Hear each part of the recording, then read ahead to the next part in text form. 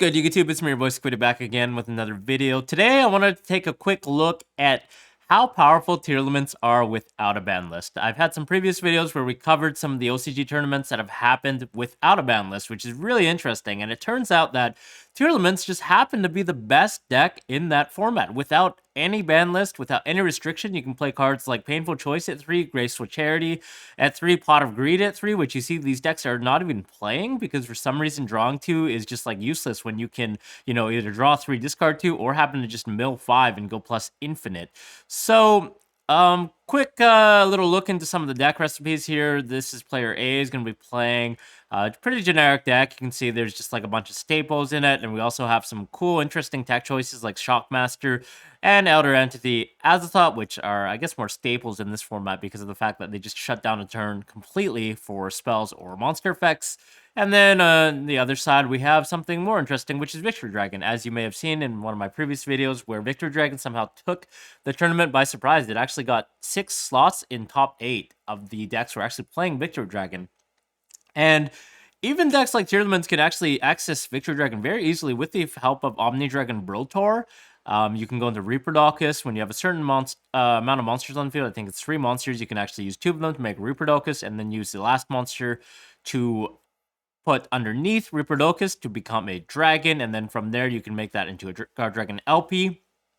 And then you can also use the, actually, yes, you need 4 monsters. You need the other monster to make Protector Whelp of the Destruction Swordsman, so it points diagonally, and then make LP, so it points to the same zone as this pointer here. So then you can summon Brotar, discard a card targeting itself to add Victory Dragon, which, when it reduces your opponent's life points to 0 via a single attack, you actually win that match. So there's no game 2, well, there's no game 2 or game 3 if you can win in game 1 with one game-ending attack to reduce your opponent's life points to 0.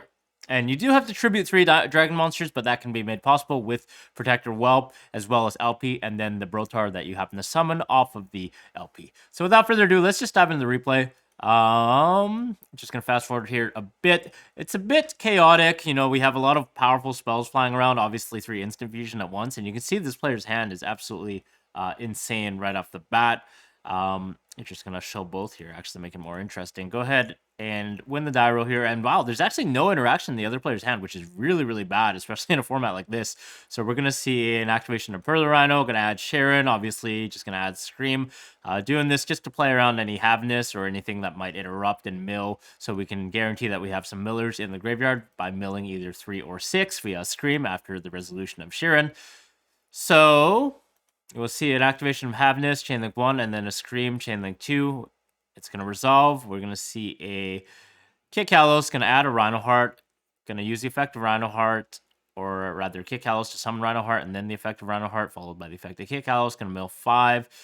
Sequencing obviously is important. We're going to see what we mill before dumping, just like Tearlaments and the TCG at this moment in time. You'll see that this format is actually quite similar because the power level of the deck is so high, and both players are playing a bunch of powerful spells. Aside from the blowouts like Painful Choice and Instant Fusion and obviously Graceful Charity, it is kind of, down to earth relatively, I would say.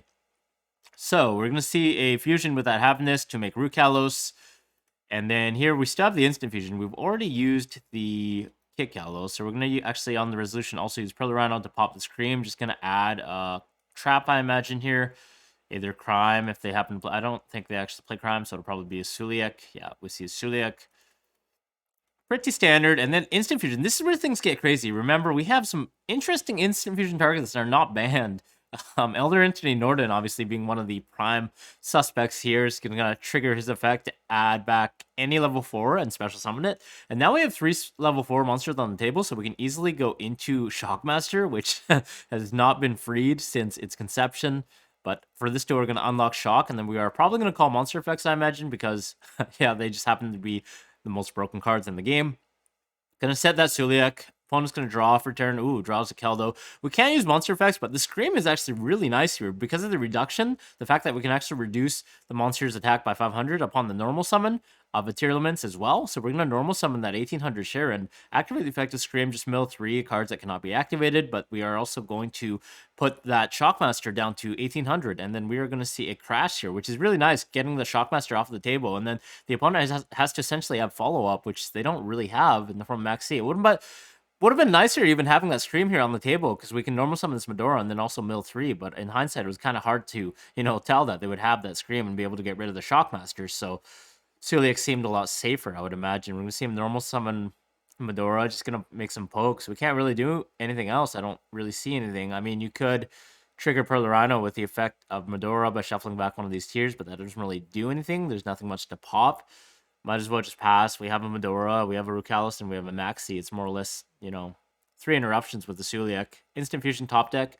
And now we can actually play, so that's kind of nice. We're going to see what this player's going to do. They're going to normal summon the Caldo just to make sure that we're accounting for, something like a Happiness, just to make sure. And also in case Rukalis activates, we can actually shuffle it back.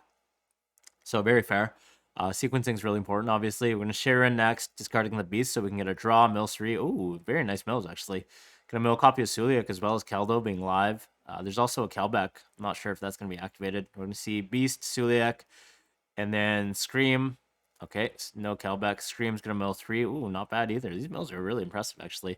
Going to add a copy of Havinez in case Rukalos has to trigger, which I imagine it will, to the effective Instant Fusion that's going to come up later this turn. We're going to draw a Herald of Orange Light. That's actually dead off of the Beast. Unfortunate.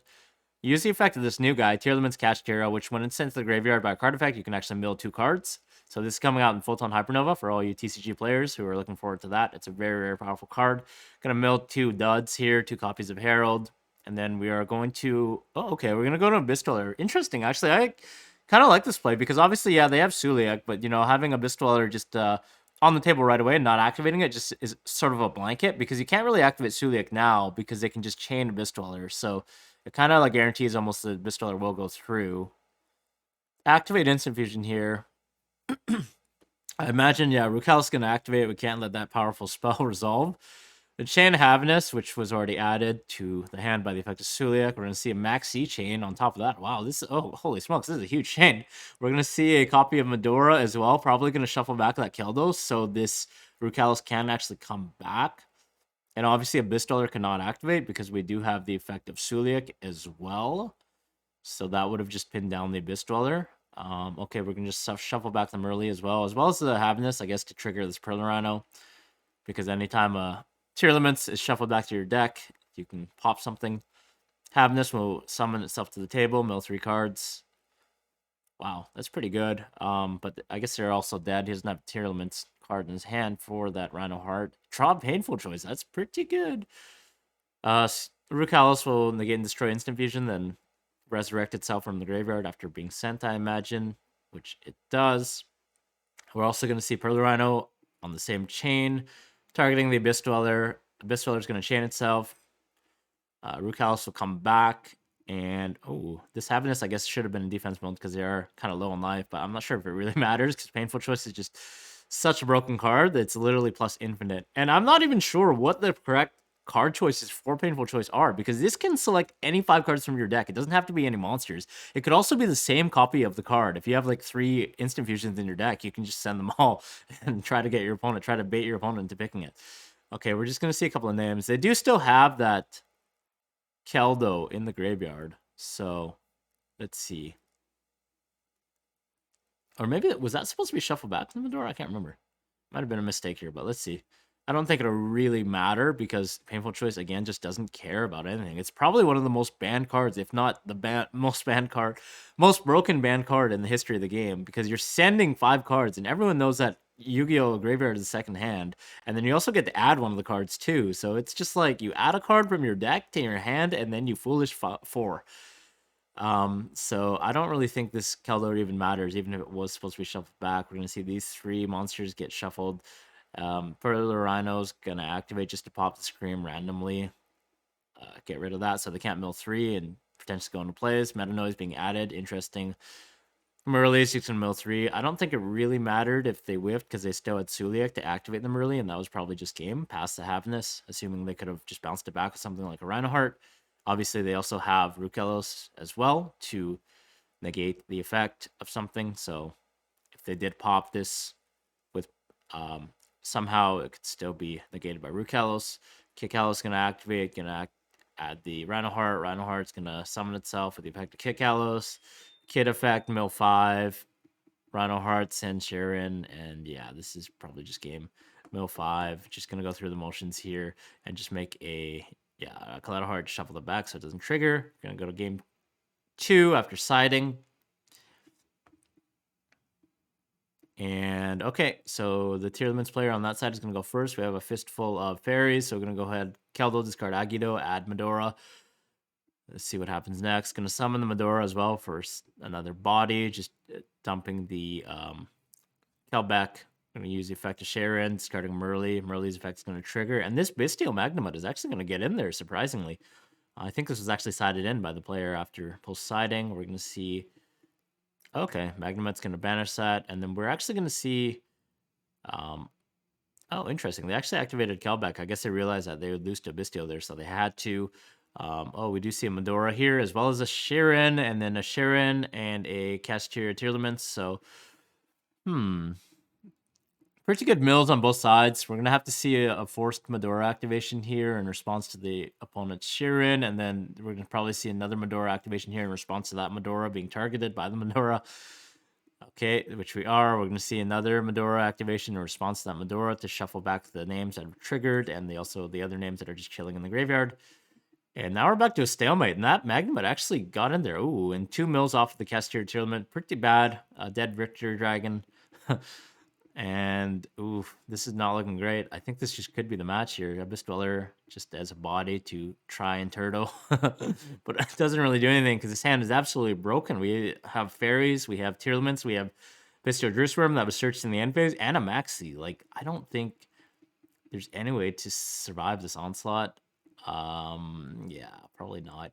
Milling 3, Bistio Drewsworm is going to target them early to try and get a body to OTK. We're going to see a desperate Keldo activation in response to shuffle these back, and then Merly will, of course, trigger the Perler Rhino to pop their Bistiller after shuffled back. We're going to see, is that game? I don't think that's enough, but it basically is game because I think we can see a broken card here in the form of Shockmaster. We're unlocking the Shock.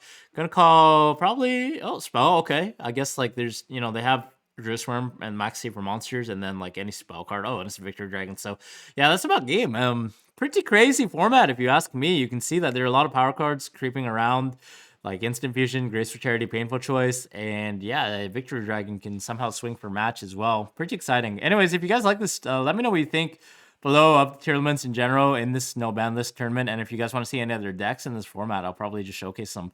Any comments, leave your comments below, and like, rate, and comment, subscribe, and I'll see you guys in the next one.